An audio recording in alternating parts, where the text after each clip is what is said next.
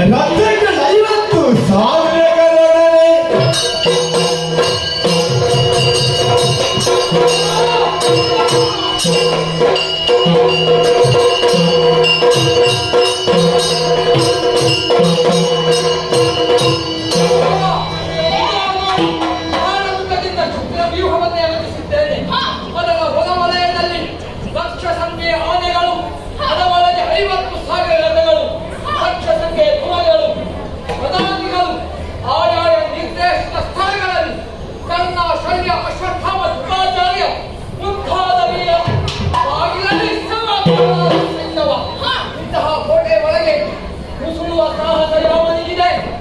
ಯೋಚಿಸಿ ನೋಡು.